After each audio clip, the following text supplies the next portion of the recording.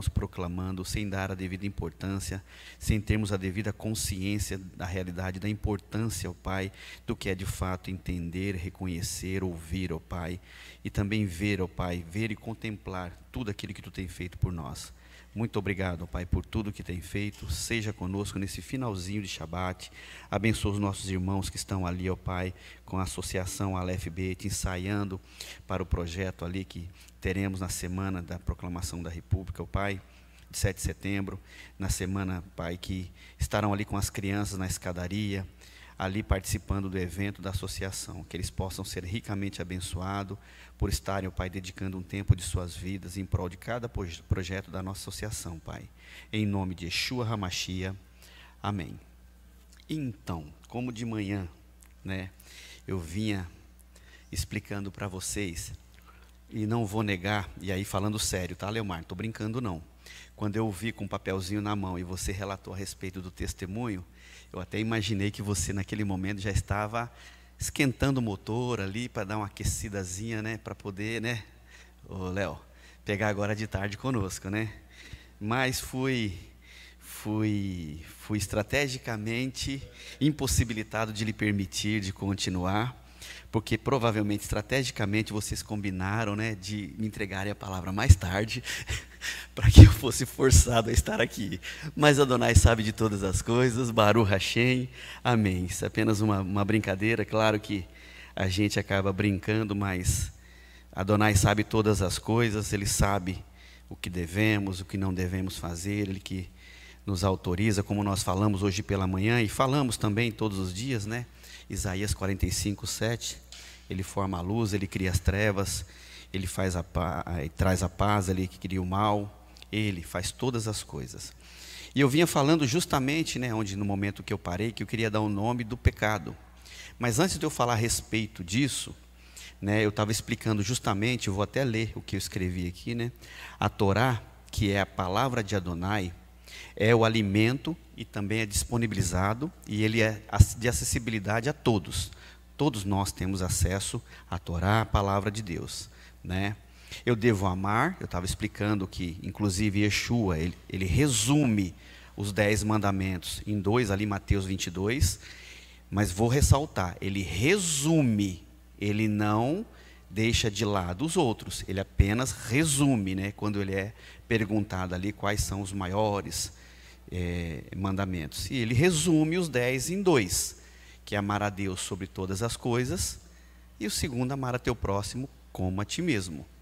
Ele resume, ele não deixa de lado, ele apenas resume, ou seja, ele respeita todos, e respeitou e respeita todos, né?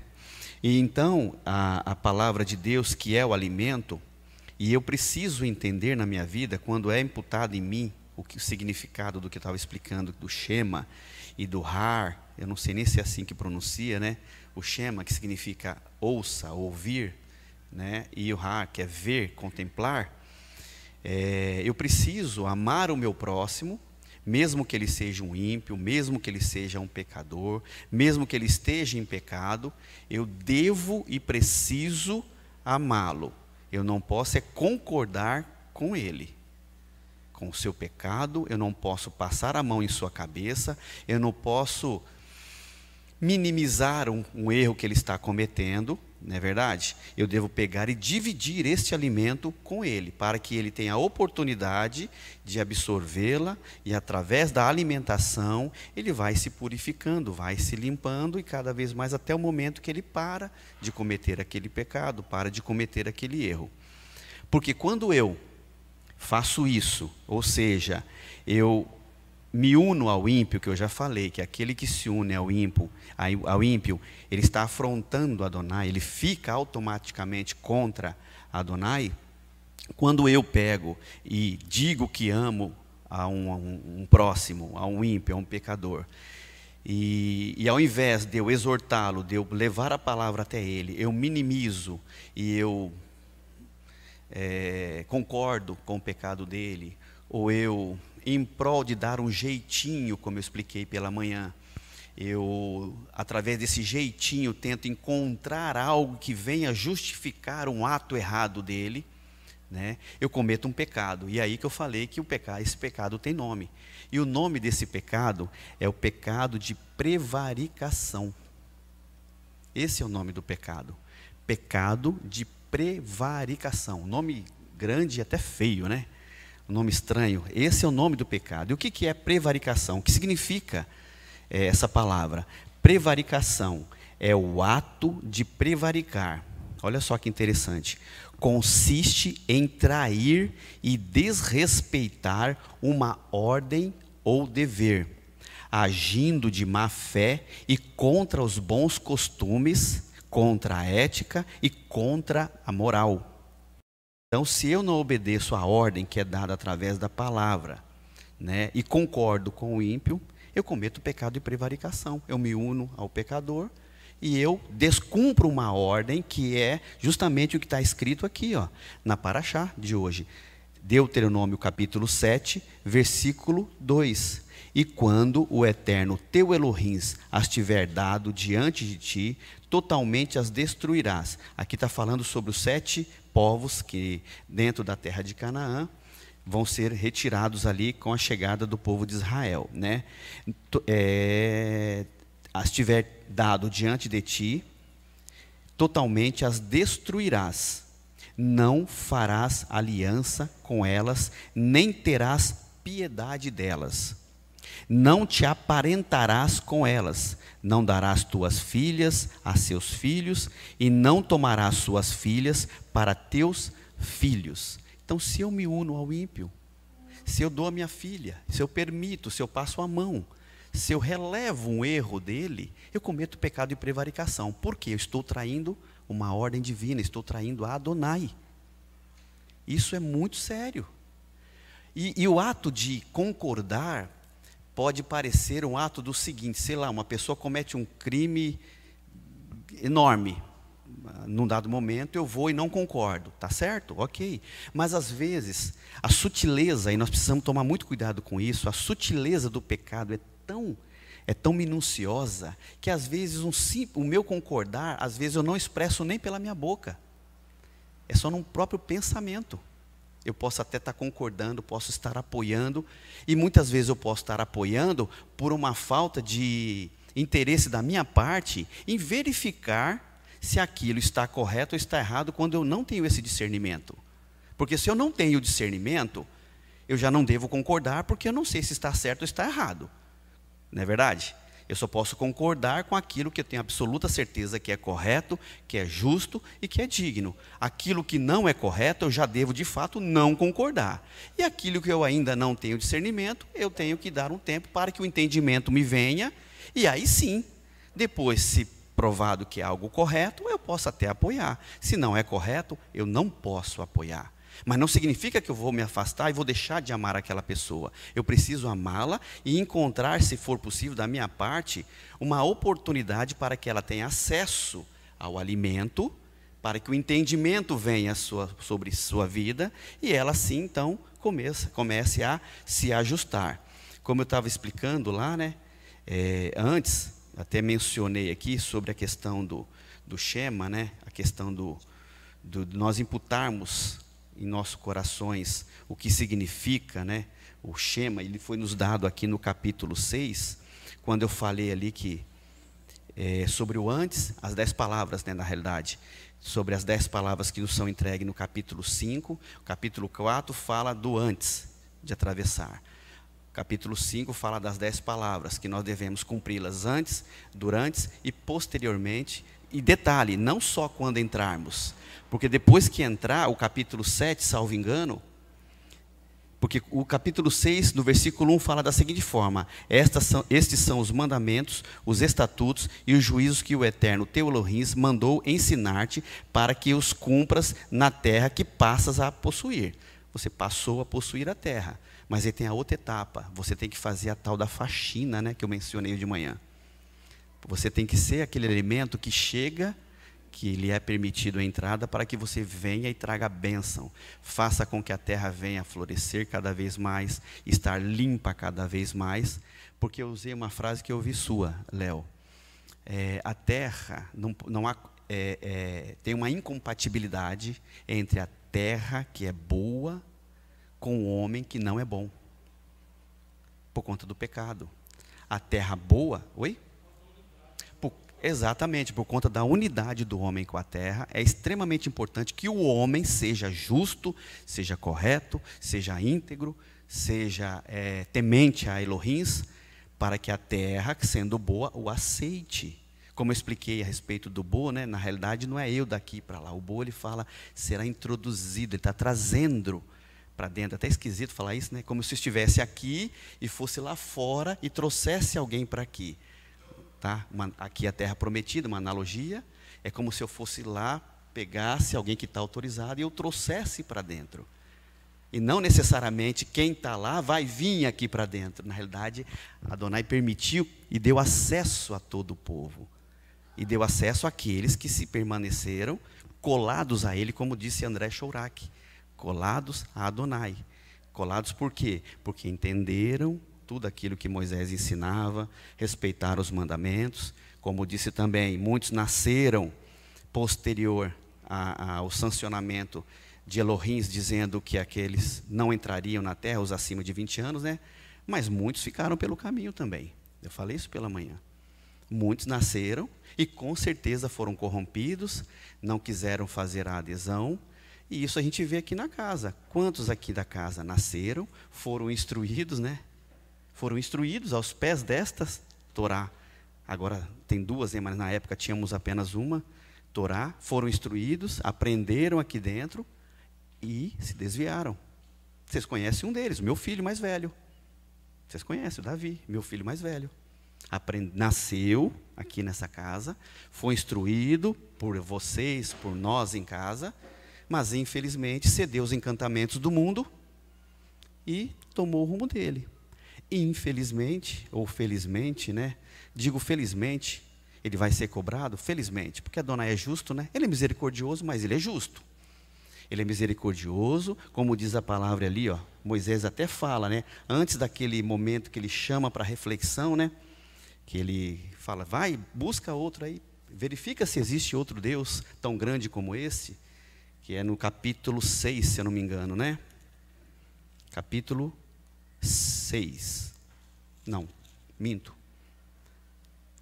Capítulo 4, no versículo 32, né?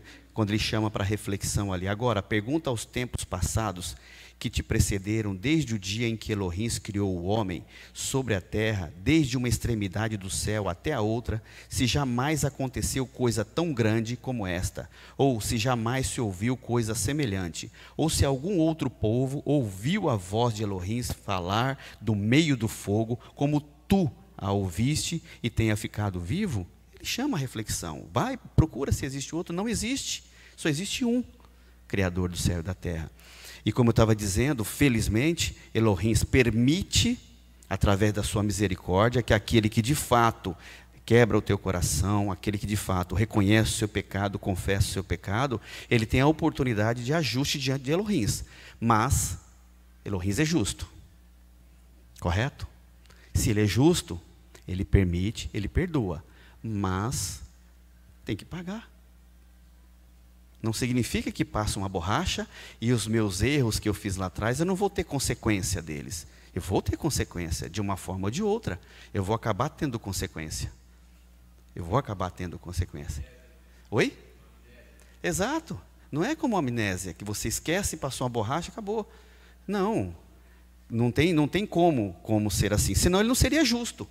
Não é verdade? Se ele permitisse esse tipo de coisa, a pessoa erra, tem a oportunidade de ajuste, aproveita do alimento que lhe é disponibilizado, come do alimento, tem o entendimento, reconhece os seus pecados, reconhece os seus erros, e aí pede perdão a Adonai, ele é misericordioso, ele perdoa, aí passa uma borracha, não, ele vai ter consequência dos seus erros, ele vai ter por um bom tempo. Eu citei um exemplo meu aqui de um erro que eu cometi lá em 2009, né?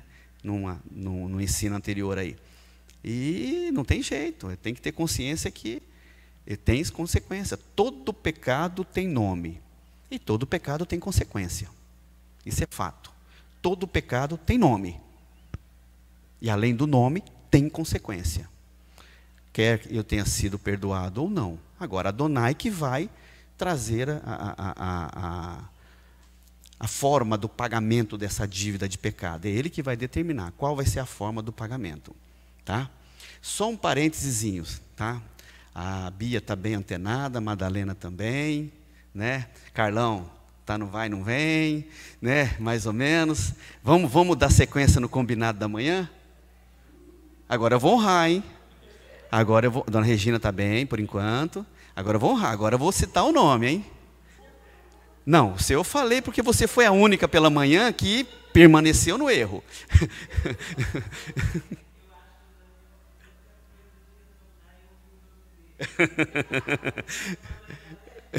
Não, quando toma remédio não tem jeito.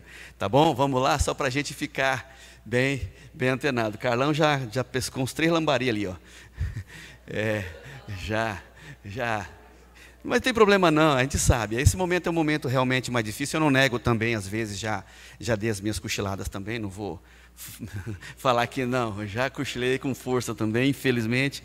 Mas, enfim, voltando, como eu estava dizendo, felizmente Adonai é justo. E falando do meu filho, que infelizmente, assim como outros jovens da casa, nasceram aqui dentro, foram criados, educados aqui, aprenderam sobre esta palavra, cederam os encantamentos e foram, um dia vai vir sobre eles a conta. Vai vir a conta sobre eles. E eu, como pai, estou preparado para o que o Elohim quiser fazer. Eu só peço misericórdia de que ele, todos eles, né, tenham a oportunidade, como eu também citei hoje pela manhã, de míseros segundos ali, para se ajustar. Comum também teve essa oportunidade, o Léo presenciou, não é verdade?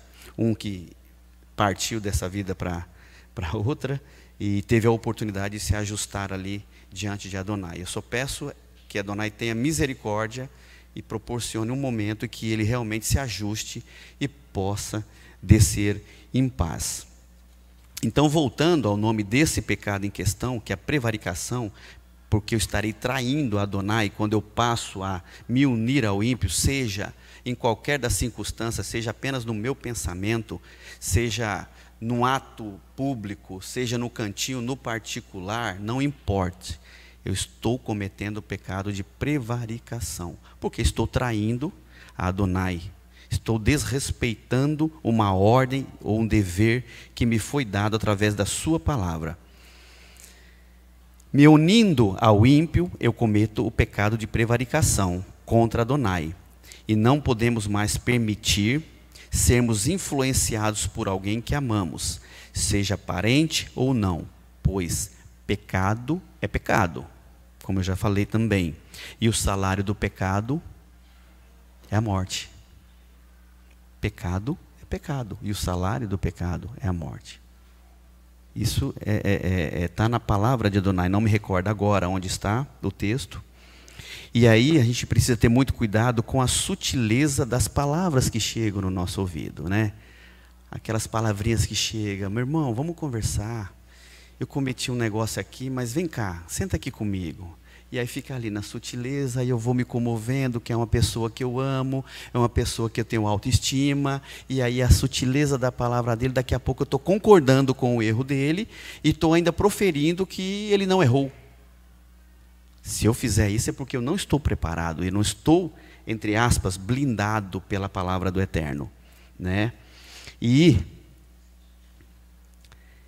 fazer aliança com alguém que está em pecado, e assim trair aquele que nos dá a vida, mas pode retirá-la a qualquer momento, é algo que nós teremos que pensar todo dia. Estou falando do pecado de prevaricação, que é o nome do pecado. Ah, a senhora não estava de manhã não, né? É verdade, a senhora não estava. Não, porque eu finalizei justamente que eu disse que tinha um pecado aqui na Paraxá explícito, e eu não ia dizer o nome para eles voltarem à tarde. Aí eu já citei aqui, apesar do Leomar e o Leonardo terem se preparado para a tarde, exaustivamente, eu acabei tendo que dar sequência. Oi? Romanos? O salário do pecado é a morte. Romanos 6:23. E o interessante é que quando nós vamos lá em Isaías capítulo 1, vamos lá comigo? Isaías capítulo 1, no versículo 2, está lá, numa tradução aqui, diz o seguinte: criei filhos e os engrandeci, mas eles prevaricaram contra mim. Se eu não me atentar e me unir a alguém que está errado, faço aliança com ele e acabo me pervertendo, porque um pecado puxa o outro, não tem jeito. Eu prevarico, e aí eu faço aliança com aquele que está errado, e eu acabo me pervertendo, né, que já vem um outro pecado por aí, pois falto com o cumprimento do meu dever, e ao invés de dividir o alimento puro, abandono esse alimento puro e passo a me alimentar do alimento impuro. Porque eu abandono aqui, começo a entender por conta do pecado de prevaricação, eu acabo me pervertendo, deixo de cumprir com as minhas obrigações, acabo me alimentando por estar em concordância com outro do alimento que é impuro. Capítulo 1. Eu li um pedacinho do versículo 2, mas eu vou ler o texto ainda, tá? E aí, por que eu me torno pervertido? Porque eu passo a seguir o caminho contrário às leis, passo a seguir o caminho contrário à bondade, à obediência, à moral. Tento transformar o bem em mal e corromper o que é puro e justo. E aí a situação só piora. A traição só aumenta e a rebelião se torna clara. Vamos lá em Isaías capítulo 1? Isaías capítulo 1.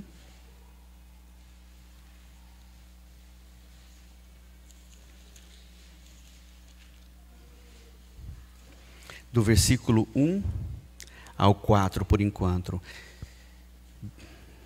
Visão de Isaías, Isaías capítulo 1, versículo 1.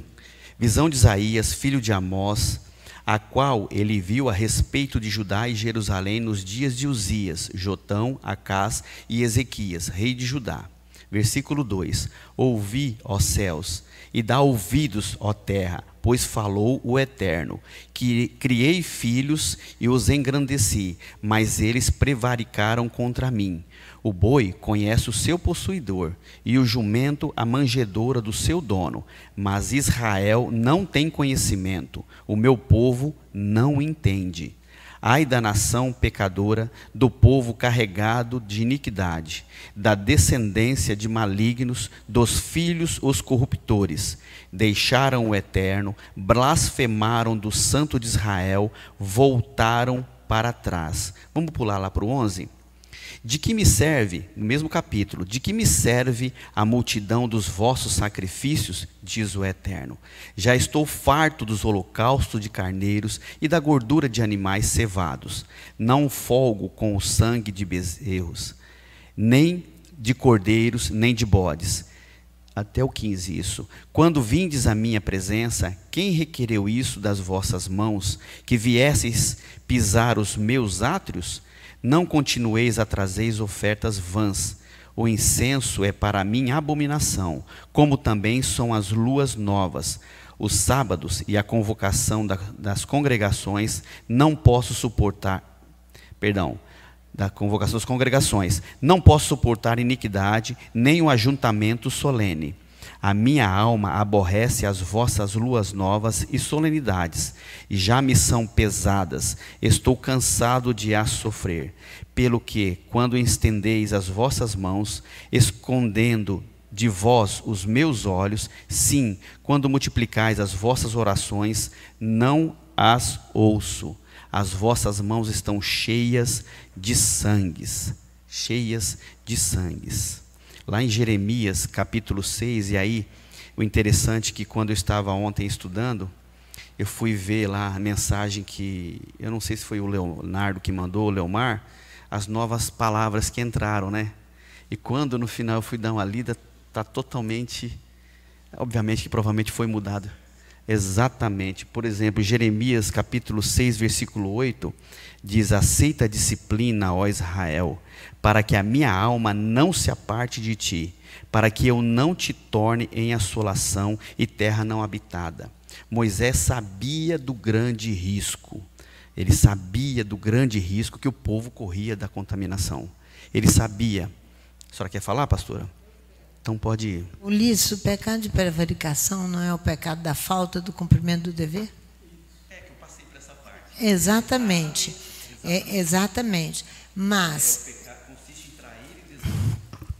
consiste em trair e desrespeitar uma ordem ou dever, agindo de má fé e contra os bons costumes, a ética e a moral. Exatamente. Biblicamente, esse é aquele pecado que fala do apoio que você dá ao ímpio. Então, você já tocou no caso de Josafá? Não. Pois então. E você vê que esse problema é dentro da casa de Adonai, não é lá fora com aquele que não conhece. Por quê?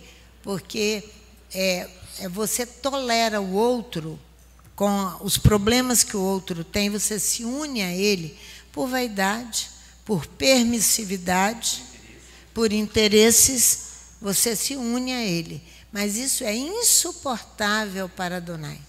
É insuportável a prevaricação. Por quê? Porque a gente tem o exemplo de Josafá. O rei não é uma pessoa qualquer, é o rei de Israel.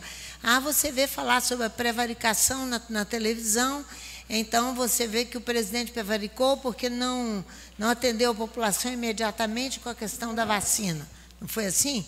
Que tinha aí um movimento desse tipo contra o presidente. Sim, ele pode ter prevaricado, mas a prevaricação nesse sentido, de não atender a população. E nós estamos falando de alguém grande. Nós também, na Bíblia, a Bíblia também fala de alguém grande, de Acasias, rei de Israel, de Josafá, rei de Judá, que se uniu com outro rei de Israel, que era ímpio. Então, o ímpio, muitas vezes, está aqui dentro de casa, e você tolera. Você sabe uma pessoa que tolera o pecado assim e não reage contra ele? Não tem reação. Eu vou tolerar porque eu tenho interesses e às vezes não quero me aborrecer, não quero me indispor. Sabe como é que chama no dicionário de português? Tolerar. O verbo tolerar, casa de prostituição. Você se torna uma casa, a casa é o seu coração, se torna uma casa, está escrito aqui, ó. Ela é uma casa que vai perpetrar o adultério. É uma casa que vive assim, ela não toma um caminho correto porque ela não quer se indispor. Muitas vezes é só por não querer se indispor. Querer ficar bem com todo mundo. Assim foi com Acasias, assim foi com Josafá, e foram todos corrigidos. O fim de Josafá, você viu como foi? O fim de Josafá é um fim muito ruim. É uma autoridade grande, alguém máximo em Israel. Isso não acontece conosco todo dia. Quando eu vou na internet, põe o dedinho lá, curtindo. Muitas vezes uma expressão espírita. Aqui eu vi essa semana, me entristeceu demais, e de chorar, ó o dedinho. Curtindo tudo. É de chorar a pessoa não ter discernimento, de chorar. Pensa só, você ensinando, o pecado é específico, né? Essa semana? Prevaricação, exato. Específico, né? Específico. Então, específico. É isso aí. Exatamente. E ele acontece dentro de casa, não é? Não é você só fora. Sai, apoia outro coleguinha, e aí você sabe que ele está errado, mas você... Passa a mão, releva. Passa a mão, não quer expor. Isso, exatamente. Exatamente. E fica nisso mesmo. Essa questão de você tocar no assunto de pecado de prevaricação, a gente precisa lembrar que existe uma diferença quando Adonai observa uma pessoa que deveria ter feito algo e não fez. Isso, por ignorância, mas eu quero dizer assim, pastora, uma coisa é uma atribuição pessoal. Você nunca pode ser acusado de prevaricar por um erro pessoal. Por exemplo, eu, Leonardo, eu contei uma mentira. Eu nunca vou ser acusado de prevaricação porque eu menti. O Leonardo, que tem um cargo oficial, que tem um dever a cumprir quando mente, a mentira é considerada prevaricação. Eu acho que isso é uma coisa que é muito relevante a gente considerar no que você está falando, porque senão pode parar para fazer assim, qualquer função que eu deixo de fazer, tendo conhecimento de que tinha que fazer, é prevaricação. Não. Uma coisa do aspecto da vida pessoal do indivíduo. não é prevaricação. Você não está lesando uma instituição que confiou a você determinado cargo. A prevaricação é um desvio de conduta quando tem sobre o seu encargo uma função que agrega à coletividade a qual você vive. Então existe uma questão de oficialidade, é oficial. Prevaricar, você está falhando contra uma questão que é oficial. Aí me faz lembrar as duas últimas parashot. Por isso que a gente precisa considerar muito essa fala de prevaricação. A Parashá Masei, eu lembro que foi uma questão que Adonai nos ensinou, nos identificarmos com a casa, a terra. A terra não pode ser profanada, a terra vai vomitar, né? Você vê lá Israel recebendo a promessa lá no livro do Êxodo e Adonai 400 anos antes falando assim, porque a iniquidade dos amorreus ainda não atingiu o limite, ou seja, estava esperando um processo de contaminação da terra se finalizar para a terra poder vomitar. Aí na Parashá seguinte, o Eterno já começa a falar da identificação com as palavras. Foi Devarim, Dabar, não foi isso que você ensinou? Aí me lembra que você agora entra falando de prevaricação e o Shema. Qual é a conexão entre essas três coisas? Eu entendo que quando ele forma um povo, uma nação, ele tem os indivíduos, ele tem a Constituição e ele tem a terra. Identificação com a terra, Masei. Identificação com a Constituição, Torá, Devarim, semana passada. Aí ele vem dizendo assim, agora eu vou te identificar com o maior dos princípios que eu dei. Shema Israel, Adonai Eloheinu, Adonai Echad. Aí você prevarica porque você está às portas de se tornar oficial. Eu tenho uma terra legítima, eu tenho uma constituição legítima e agora eu vou ser povo legítimo. Vou ter responsabilidades. Aí minhas. quando eu, considerado por Adonai, candidato a me tornar um povo legítimo, eu falho no princípio maior que é Adonai é um, eu perco a legalidade que ele construiu para me considerar povo. Ou seja, o enxerto na família de Abraão, Isaac e Jacó desaparece. Eu tenho a terra, eu tenho a Constituição, mas eu não fiz bom uso de nenhuma das duas para me legitimar diante de Adonai. Eu sou um prevaricador. Aí que é o conceito máximo de prevaricação, porque é oficial. Adonai estava ali, ó, te dando o selo de que você é da família de Abraão, Isaac e Jacó. Aí você, por um desvio de conduta consciente, como ela falou, você conhece a legislação, você sabe o que é a terra. Aí na hora que uma pessoa faz um comentário público, que eu sei lá do que se trata na rede social, você vai dar um ok para uma coisa que é contrária à legislação, que você oficial da terra, da casa, isso. É por isso que pode parecer uma coisa inútil falar sobre isso, mas um likezinho daquele numa rede social invalida a sua oficialidade do processo. Aí você está jogando como Esaú jogou por um prato de lentilha a sua primogenitura. É aí, Ulisses, que quando eu fui ver, eu encontrei com o Leomar ontem na padaria, ele e o Levi. Nós estamos comprando pão porque as ralotas não foram possíveis de ser feitas. Falei, nosso pai, a cozinha deve estar muito sobrecarregada, cansada. A gente considerou, né, isso daí. Aí eu brinquei com o Leomar, eu falei, o Ulisses disse que não vai ensinar à tarde, não. Você se prepara, o Leomar não, se prepara você, a gente brincando. Aí eu falei, Leomar, eu estava dando uma olhada rápida só essa semana, realmente não tive tempo de estudar, sobre Yeshua e a absorção dessa questão dessa identificação, que o Shema hoje exalta a identificação no ponto seu máximo.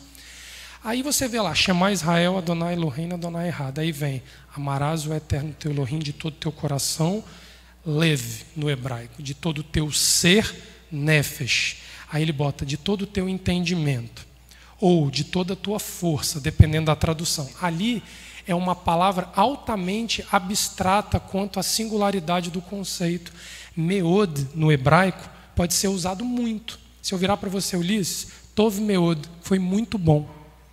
Mas Meod, ali no sentido, você vai ver que, se você pegar, pode ser muito, força, abundância, extremamente, especialmente, rápido, uma coisa muito elevada.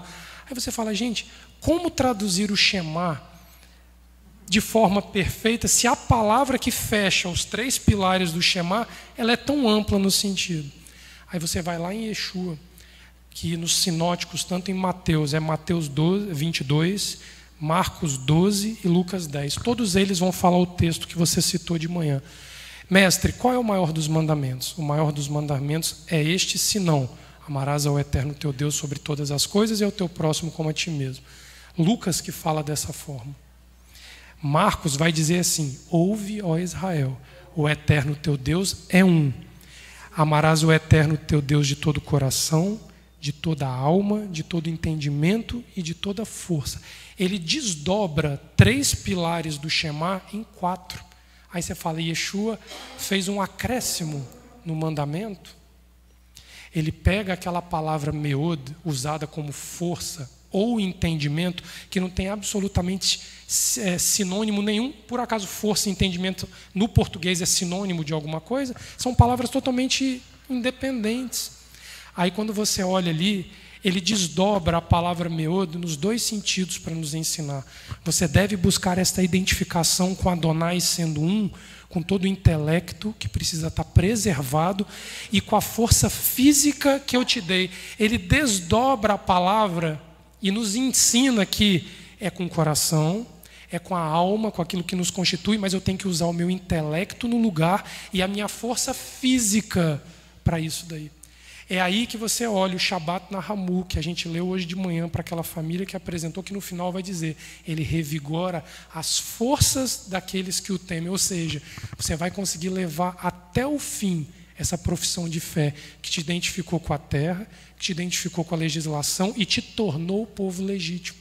É só isso que trata o Shema Israel, de legitimar um povo. É por isso que o judeu, ele pega o menino desde que nasce, Shema Israel, Adonai Elohim, porque isso legitima o filho a ser parte da grande família de Adonai. Não adianta ter a casa, é como ela está falando aqui. Tem a casa, a Torá ensinada de segunda a segunda, de sábado a sábado, mas na hora de você fazer a sua parte, que é se legitimar, separando o que você tem como sagrado daquilo que não é, você se suja com o que não é. E aí você é como Esaú, você dá pelo prato de lentilha e depois vai gritar, meu pai, não tens nenhuma bênção para mim? Você vai requerer o que de Adonai com isso daí? O que nós vamos requerer se nós entregarmos de bandeja? O processo é todo feito na hora de você cumprir a sua parte. Você dá um joinha com uma coisa que é anti-Torá, que é contrário com Torá. Não tem como. É ilegítimo. É ilegítimo. Essa aqui, meu Ulisses. Olha onde... Olha onde que eu entendi que a questão é muito particular quando a casa é casa a casa é tolerante, é uma casa de prostituição, é uma casa de adultério. Vai lá em 1 Coríntios, capítulo 5. Vai lá para você ver que casa que é. Porque ali Acabe se une a um irmão Acasias do reino do norte de Israel. E Josafá se une com... 1 Coríntios 5. Aqui você vai entender a ordem do apóstolo Paulo, 1 Coríntios capítulo 5, de tomar posição. Já por carta, versículo 9, vos escrevi que não vos associeis com os que se prostituem. Ora, se expulsa. Com isso não quero dizer propriamente que os impuros deste mundo, ou com os avarentos, com os roubadores, ou com os idólatras. Nesse caso, seria necessário sair do mundo. Por quê? Com o avarento, com o idólatra, você vai ensinar a palavra para ele aprender. E se arrepender dos seus pecados e deixar aquelas práticas e voltar para Adonai. Mas ó com aqueles que se prostituem e são irmãos. Mas agora eu vos escrevo que não vos associeis com aquele que, dizendo-se irmão, for devasso, avarento, idólatra, maldizente, beberrão, roubador, com o tal ainda nem comais. Que me importa de julgar os que estão de fora? Não julgais vós os que estão dentro? Nós temos que julgar aqueles os quais nós temos contato com eles, botar nossa cara para fora e dizer, não tolero isto. É isso aí. Isso é conduta moral, conduta ética. Isso, exatamente. Porque o Eterno vai julgar os que estão fora. Essa palavra te explica direitinho. Por causa.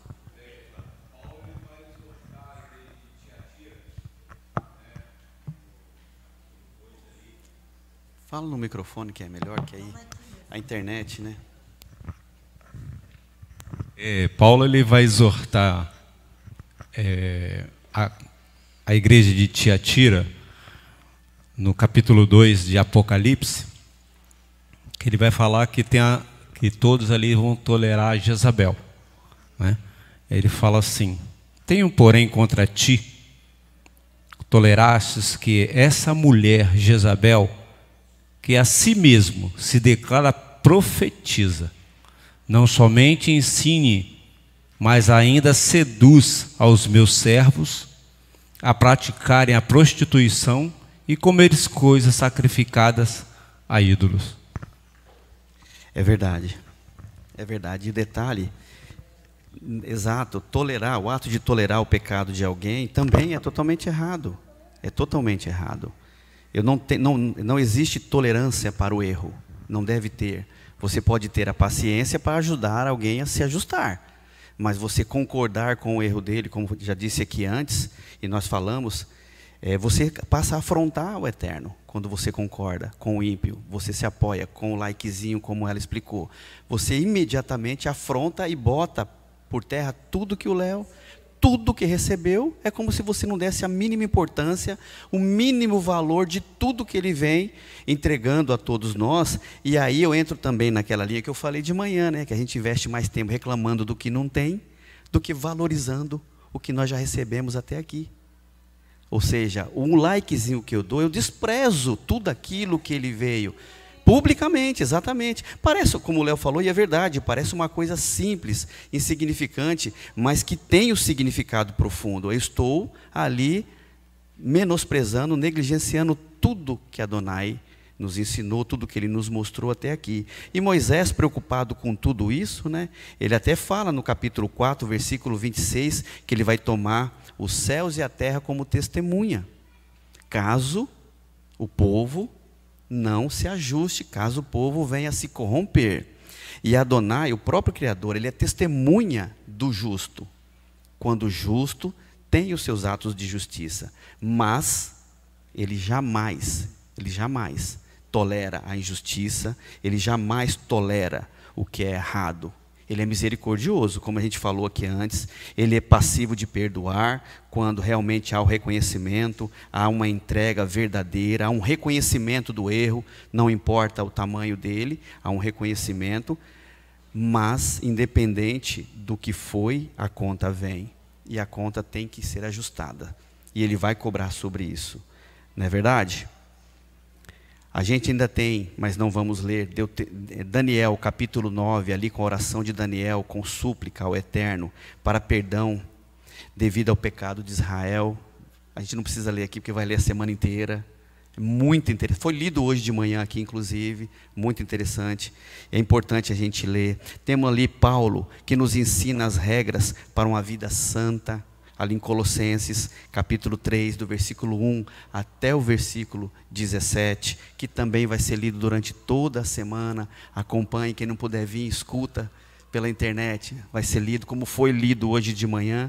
E para finalizar, eu queria ir com vocês, lá em Salmos capítulo 5, que é o salmo da porção, isso, da Parashá Cora, exatamente. O salmo dessa Parashá é o Salmo 90, né? Da Parashá de hoje, supliquei.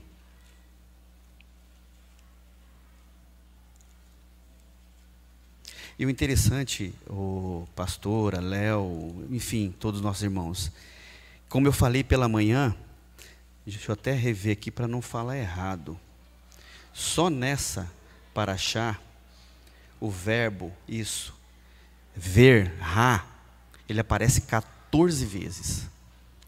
14 vezes. E o verbo shema, ouvir, né, que é obedecer, compreender, concordar. O ver ali é no sentido de contemplar, perceber, aprender a respeito, discernir. O shema aparece 23 vezes. Então, quando você sentar, ou eu estiver sentado, e me achar maçante, quando alguém começa a falar, entre aspas, a mesma coisa, tomem cuidado com isso, arrependam os seus pecados. Olha quantas vezes aqui Moisés vem falando sobre o shema, o ouvir, a importância que é. na paraxá. Por mais que pareça maçante, toda hora repetindo a mesma coisa, toda hora repetindo a mesma coisa, mas toda hora repetindo a mesma coisa, o que o povo faz? O povo peca, o povo erra. O povo errou depois. Mesmo sendo incisivo ali sobre tudo isso, sobre todo ensinamento. Moisés estava totalmente preocupado, porque ele sabia da vulnerabilidade que o povo dele tinha. Do risco tremendo, que a partir do momento que ele fosse recolhido, não é verdade? O líder que estava ali auxiliando, que aguentou o tanto de porrada que ele aguentou, na verdade, durante aqueles 40 anos ali conduzindo o povo, 40 anos, e Josué estaria assumindo ali a partir daquele momento, então ele sabia da responsabilidade que ele tinha, mesmo nos últimos segundos de sua vida, mesmo nos últimos segundos, e conosco não é diferente. A gente, por infinitamente muito menos, a gente comete um pecado, seja ele de prevaricação, quando eu tenho a responsabilidade e erro, seja qualquer ou que seja, quando eu me torno um pervertido, por acabar aceitando, e aí eu começo a tapar os meus ouvidos, né, não permitindo que o entendimento desse alimento que é disponibilizado a todos continue permanecendo em minha vida, para que eu cada dia tenha mais resistência a suportar tudo aquilo que é contrário à palavra dele, porque à medida que eu me afasto da palavra, mais fácil eu recebo aquilo que não presta, mais fácil penetra e mais fácil eu aceito. À medida que eu me afasto disso aqui, é muito rápido, afastar disso daqui, que é o nosso manual de vida, muito rapidamente, tudo aquilo que talvez em algum momento eu nem concordava, eu já começo a refletir e rapidamente eu já começo a concordar, já começo a aceitar, já começo a tolerar, já começo a permitir, e até corro o risco de começar a cometer os erros que antes eu não aceitava, não concordava. Tudo por um afastamento de estar tentando, lutando diariamente contra tudo, usando desse alimento para que eu mantenha o meu corpo puro, o meu corpo mais sadio possível, mais forte possível, mais, entre aspas, imune a todas essas questões que vêm, aos encantamentos que o mundo coloca todos os dias diante de nós, seja visual, seja através dos nossos ouvidos, seja através de qualquer coisa, desejos, pensamentos, não é verdade? Salmo... pelo ouvir a Torá de Elohim, o tempo todo. Por mais que a gente escute, é impressionante, a gente escuta. Irmãos, são 20, eu fiz questão de ir marcando, se vocês pegarem a minha Bíblia, está aqui, ouviu, ouça, ouvir, eu fui riscando, depois eu vim e contei, falei, não é possível, 23 vezes, em uma única paraxá, o Shema aparece, em uma única paraxá. Tamanha a importância que todos nós devemos dar ao fato de obedecer, de compreender e concordar com a palavra daquele que é o Criador do céu e da terra, que é o único Elohim, e Moisés estava ali, preocupado. Não mudem, não deem valor a outros ídolos, porque como eu expliquei pela manhã, né, muitos ali tiveram a oportunidade, o privilégio de ver toda aquela teofania no Monte Sinai, né, e ouvir a voz de Elohim, mas ninguém deles viu a Elohim. E aí Moisés sabia que o povo podia imaginar, né, como ele cita na própria paraxá, olhando para um sol, adorar o sol, olhando para uma lua, ou adorando uma madeira, ou algo de pedra. Porque o homem é assim, né? O homem não se contenta com o que tem, com aquilo que recebe, ele tem que buscar algo para perturbar a sua vida, né? O próprio homem procura as coisas para a sarna para se coçar. Nós mesmos procuramos as sarnas para nos coçarmos. Oi? É verdade. Salmo capítulo 5. Dá ouvidos às minhas palavras, ó Eterno. Atende os meus gemidos, atende a voz do meu clamor, Rei meu e Elohim meu, pois é a ti que oro. Pela manhã, ó Eterno, ouve a minha voz. Pela manhã apresento a ti a minha oração e aguardo com esperança. Isso que eu estou lendo aqui tem que ser uma prática comum a todos nós. Versículo 4, tu não és um Elohim que tenha alegria na iniquidade, nem contigo habitará o mal. Os arrogantes não permanecerão na tua presença. Abominas a todos os que praticam a maldade. Destrói aqueles que proferem a mentira. O Eterno abomina o traiçoeiro e assassino. Eu, porém, pela grandeza da tua misericórdia, entrarei na tua casa. Em teu temor me inclinarei para o teu santo templo. Guia-me, ó Eterno, na tua retidão, por causa dos meus inimigos. Aplana diante de mim o teu caminho. Não há fidelidade na boca deles. O seu coração está cheio de destruição. A sua garganta é um sepulcro aberto. Com a sua língua proferem enganos. Declara os culpados, ó Elohim, caiam por suas próprias tramas, lança-os fora por causa da multidão dos seus pecados, pois se rebelaram contra ti. Alegrem-se, porém, todos os que em ti confiam, cantem de alegria eternamente, porque tu os defendes, em ti exultem os que amam o teu nome. Pois certamente tu, ó Eterno, abençoas o justo, tu proteges com o teu favor como um escudo. Adonai é testemunha em favor do justo, sempre, sempre. Amém? Que Adonai nos abençoe, seja conosco nesse final de Shabat. Amém? Amém.